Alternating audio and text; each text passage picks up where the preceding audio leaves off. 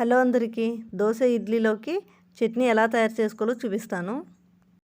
ముందుగా దానికి కావాల్సిన పదార్థాలు: ఒక చిన్న ఆనియను, పచ్చిమిర్చి, టమాటో ఒకటి, చింతపండు కొద్దిగా, వెల్లుల్లిపాయలు, అల్లము, కొత్తిమీర, ఉప్పు, కొబ్బరి పొడి,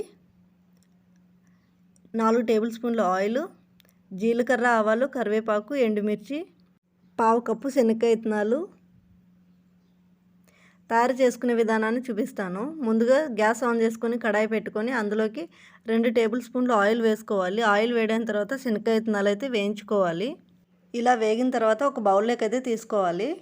అదే ఆయిల్లో చట్నీకి సరిపడా పచ్చిమిర్చి, టమాటో ముక్కలు, అల్లము, వెల్లుల్లిపాయలు వేసి బాగా వేయించుకోవాలి. ఇవి కొద్దిగా వేగిన తర్వాత ఆనియన్, కొత్తిమీర, జీలకర్ర, చింతపండు వేసి బాగా వేయించుకోవాలి. ఇవి ఆయిల్లో వేగడం వల్ల చట్నీ అయితే మరింత టేస్టీగా ఉంటుంది. ఇలా వేగిన తర్వాత గ్యాస్ ఆఫ్ చేసుకోవాలి. ఈలోపు ఒక దోశ అయితే వేసుకుందాము. గ్యాస్ ఆన్ చేసుకొని ప్యాన్ పెట్టుకొని అందులోకి కొద్దిగా ఆయిల్ వేసి దోశ అయితే వేసుకున్నాను. ఇలా మూత పెట్టేసుకోవాలి. కొద్దిగా కాలిన తర్వాత ఈ దోశను టర్న్ చేసుకోవాలి.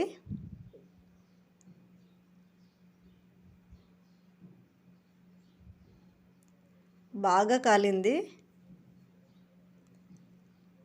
మరోసారి కూడా ఇలా టర్న్ చేసుకోవాలి. దోశ అయితే అయిపోయింది.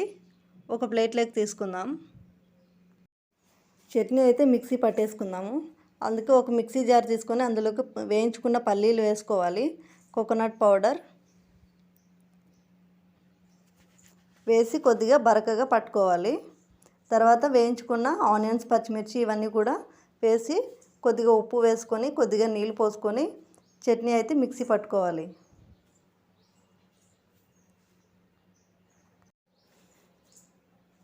ఇలా మెత్తగా ఉండాలి చట్నీ.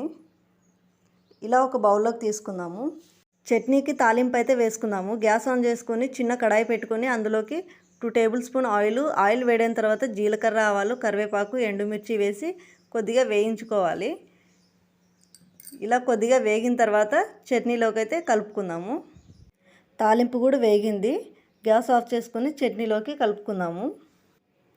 శనక్కాయ విత్తనాలని ఆయిల్లో వేయించుకోవడం వల్ల చట్నీ మరింత టేస్టీగా ఉంటుంది. మా వీడియోస్ మీకు నచ్చినట్లయితే లైక్ చేయండి, షేర్ చేయండి. Thank you for watching.